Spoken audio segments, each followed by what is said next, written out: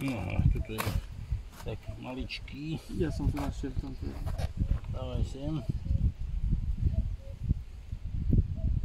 Nielen črepy, aj tie mince dávaj.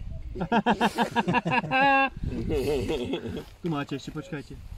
Toto je, vidíte, tam. To je pekné. To je dobrý. No aj toto bude tá slovenská. No je tam vlnovka? Nie, sú tam čiary. Sú takto, tak, sú, ale nie vlny. Aha, tu máš.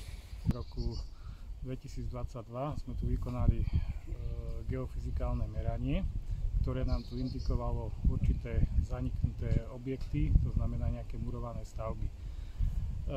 V roku 2023 sme vlastne začali archeologický výskum, ktorý finančne podporil Fond na podporu umenia.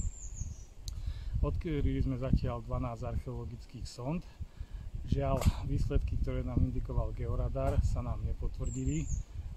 Objavili sme pomerne mohutnú okrúhľakovo-štrkovú vrstvu a zrejme došlo k zámene.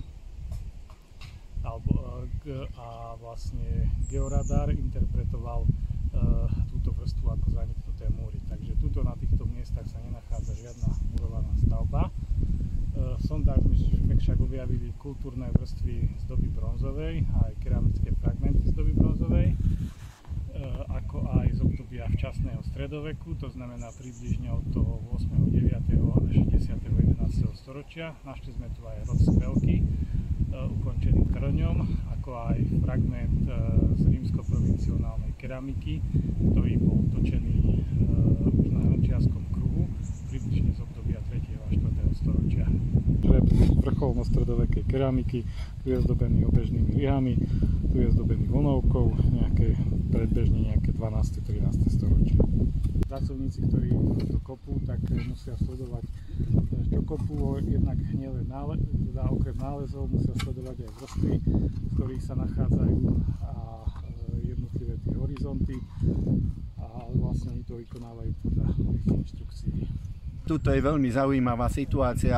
Vidíme tu takú plochu, takzvanú terasu Rimavy, a táto terasa sa vytvorila v predposlednom glaciáli, čiže ten glaciál, to je tá ľadová doba, glaciály, a pretože v tej dobe neboli žiadne rastliny, tuto bola tundrová krajina, tak vlastne z rudohoria sa ukladali tu štrky, pretože tá erózia robila, čo chcela v rudohorí.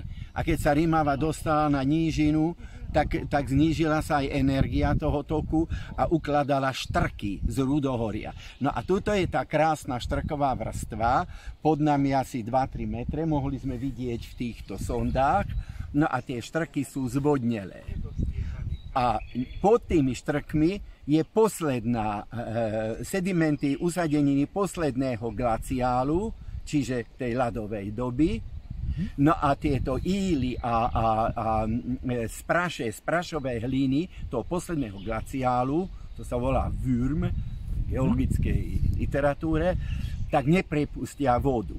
A teraz cez štrky tečie voda v hĺbke, nižšie sa nemôže dostať, lebo tam sú íly nepriepustné, vyteká na povrch a tuto je ten barát, kút, vlastne ten prameň.